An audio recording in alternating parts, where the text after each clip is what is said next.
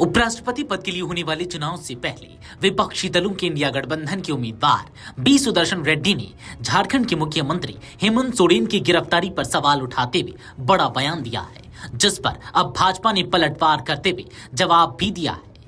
भाजपा नेता ने कहा, इंडिया गठबंधन के उपराष्ट्रपति उम्मीदवार जिस तरह से बयान दे रहे हैं उससे साफ लगता है कि उनका भारत के संविधान पर विश्वास नहीं है।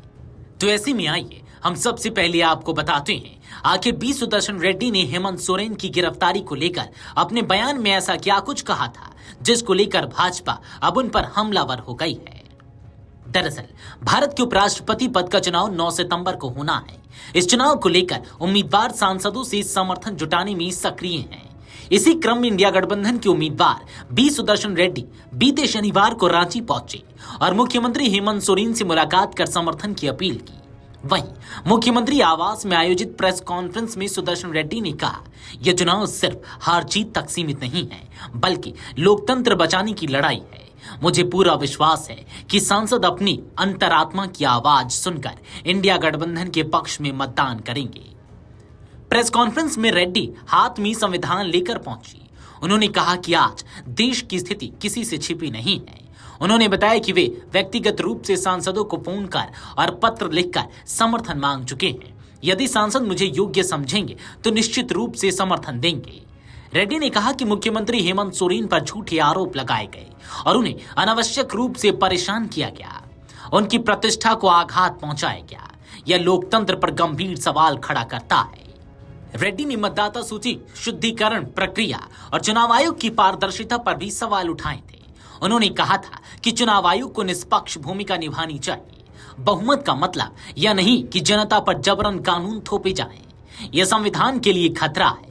संसद में हाल ही में पेश किए गए 130वें संविधान संशोधन बिल को लेकर उन्होंने कहा कि इसे जल्दबाजी में लाया गया और इसे संयुक्त संसदीय समिति को भेजा गया है।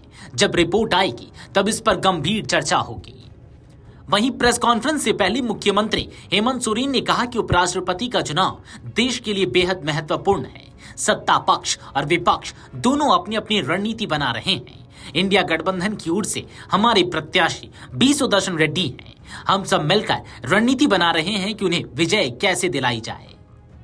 बी सुदर्शन रेड्डी के बयान पर भाजपा ने पलटवार किया है। झारखंड विधानसभा के पूर्व नेता प्रतिपक्ष और पूर्व मंत्री अमर बाउरी ने उपराष्ट्रपति चुनाव में इंडिया गठबंधन के उम्मीदवार बी सुदर्शन रेड्डी द्वारा मुख्यमंत्री हेमंत सोरेन की गिरफ्तारी पर केंद्र सरकार पर उठाए गए सवालों को खारिज कर दिया। अमर बाउरी ने कहा कि सुदर्शन रेड्डी द्वारा की गई बयानबाजी न केवल नक्सलियों के समर्थन की तरफ इशारा करती है बल्कि इंडिया गठबंधन के तुष्टीकरण और वोट बैंक राजनीति को भी उजागर करती है। उन्होंने बताया कि झारखंड के मुख्यमंत्री हेमंत सोरेन की गिरफ्तारी किसी सरकार के निर्देश पर नहीं हुई बल्कि यह न्यायपालिका के आदेशानुसार हुई। इसी तरह उनकी जमानत भी न्यायालय के आदेश पर मिली। बाउरी ने कहा कि इंडिया गठबंधन के उपराष्ट्रपति उम्मीदवार जिस तरह से बयान दे रहे हैं उससे साफ लगता है कि उनका भारत के संविधान पर विश्वास नहीं है। उन्होंने सभी से अपील की कि संवैधानिक प्रक्रियाओं और न्यायपालिका के आदेश का सम्मान किया जाना चाहिए। सुनिए अमर बाउरी ने अपने बयान में क्या कुछ कहा है।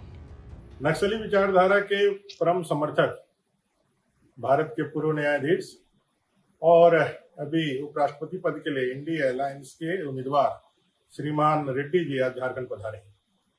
झारखंड में आकर के उन्होंने जो बयान दिया है अपनी उम्मीदवारी को लेकर के और जिस तरह से उन्होंने भारतीय न्याय व्यवस्था को फिर से एक बार कटघरे में खड़ा किया है। उन्होंने कहा है कि माननीय मुख्यमंत्री हेमंत सोरेन जी की जो जेल जाने की यात्रा थी उस पर हमें विचार करना चाहिए। आप खुद न्यायाधीश रहे हैं और आपसे इस तरह के वक्तव्य की उम्मीद नहीं की जा सकती। आपको मालूम है कि माननीय हेमंत सोरेन जी को जो जेल जाना पड़ा था, हिरासत में गए थे, वो भारत की न्याय व्यवस्था में न्यायालय ने भेजा था और उनको जमानत भी भारत की न्याय व्यवस्था न्यायालय ने दी है। आज पूरे इंडिया अलायंस भारत के लोकतंत्र और भारत की न्याय व्यवस्था पर लगातार उंगलियां उठा रहा है। आज पूरा इंडिया अलायंस जिस तरह से चुनाव आयोग सहित भारत की न्याय व्यवस्था को कटघरे में खड़ा कर रहा है, ये साफ दिखलाता है कि अब इनको भारत के लोकतंत्र पर और भारत के संविधान पर किसी प्रकार का भरोसा नहीं है।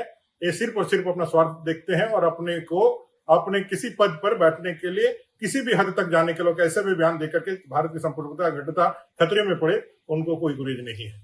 मैं इस बात की कड़ी निंदा करता हूं और उनसे कम से कम ये अपेक्षा करता हूं कि आप खुद न्यायाधीश रहे हैं तो भारतीय न्याय व्यवस्था पर कम से कम आदर का भाव आपको रखना चाहिए। गौरतलब है कि 9 सितंबर को होने वाले उपराष्ट्रपति चुनाव के लिए इंडिया गठबंधन ने सुप्रीम कोर्ट के पूर्व जस्टिस बी सुदर्शन रेड्डी को अपना उम्मीदवार बनाया है, जबकि एनडीए की ओर से महाराष्ट्र समेत कई राज्यों के राज्यपाल रहे सीपी राधाकृष्णन को चुना गया है।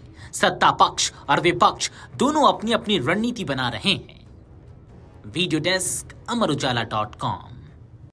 अगर आप ये वीडियो YouTube पर देख रहे हैं तो हमारे चैनल को सब्सक्राइब कर बेल आइकन दबाएं और Facebook पर देख रहे हैं तो हमारे पेज को लाइक करें।